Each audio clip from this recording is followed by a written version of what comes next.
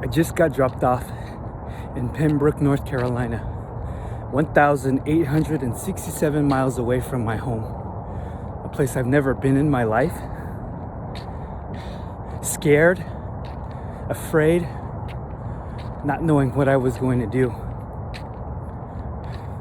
I was dropped off 1,867 miles in Pembroke, North Carolina, to see my father take his last breath. My father decided he didn't want to be on dialysis anymore. And so my mom, my uncle, my sister, and my nephew, we drove out. It took us days to get there. And on the journey, I didn't know what to expect. My father didn't want to be on dialysis anymore. And I did some research and found out that, it could take a day, 2, a week before a person officially passes due to being off dialysis. My father was on dialysis for 15 years. So it took us several days to get to Pembroke, North Carolina. It's been a long time since I've seen my father and spent time with him.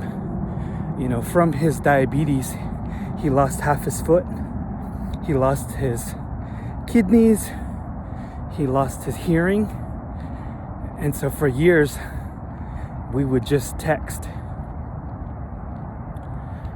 And so to finally get to Pembroke, North Carolina to see my father in his home with his wife, it was shocking to see him laying there in that recliner couch, to see him laying there like a little baby, babbling and saying things, words that didn't even make sense.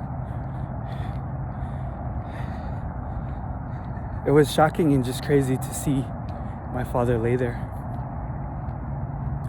We get there. We're only about 2 hours into visiting my father. And my uncle only has one thing on his mind, and it's to get this old 30-30 rifle that was passed down from my father's father to my father. And that's the only thing my uncle's intentions were. So he asks for the rifle. My father's wife, being very disrespected, tells us to leave, to go back home. We just drove 1,867 miles, and we were shocked that she was telling us to go back home. I pleaded with my mom. I told my mom that, Mom, leave me here. Leave me in North Carolina. I'll take care of this.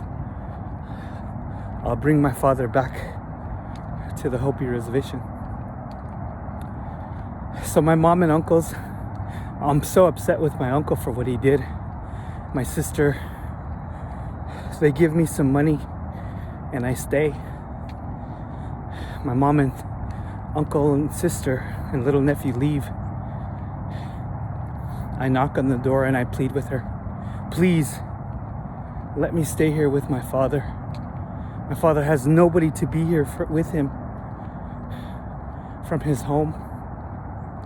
She agrees and says under one condition, that you come in at 8 a.m. and you're out by 4 p.m. So I agreed. I find a place that's about 15 miles away from their house. And so on the first day, I show up.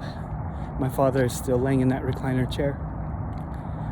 That whole day, I share with him all the places that I've been, all the keynote speeches that I've given, all the things that I've done for Indigenous people, stuff I've never shared with my father before.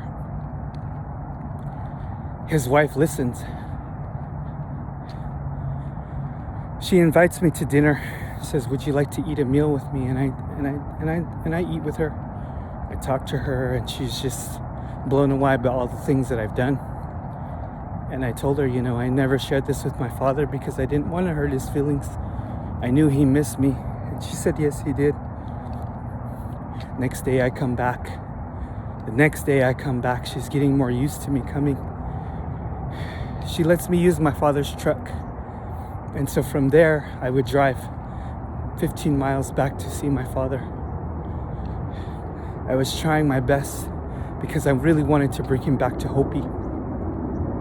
In this process, I read in a hospice manual all the things that my father was going to go through, and it really helped me to understand, the babbling, the short breath,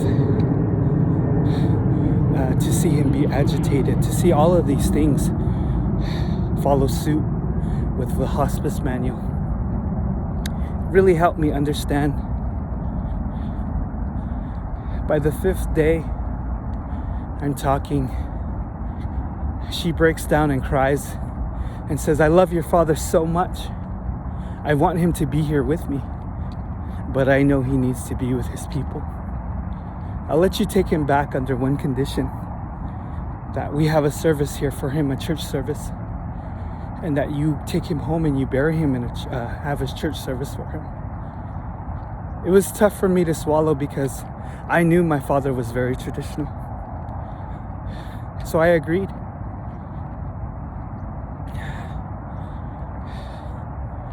And so, not too long after, I believe it was the next day, I come back and I sit with my father. And then he finally actually starts talking to me. He starts telling me about things that I need to do, but I knew he still wasn't really making sense. So I start playing some music for him, some traditional music from Hopi. He hears it, he grabs my phone, and he looks at it. He's watching the dancing, and then he kind of just slowly gives me my phone back. And then he curls up in a ball like a little baby, and he took his last breath, and he was gone.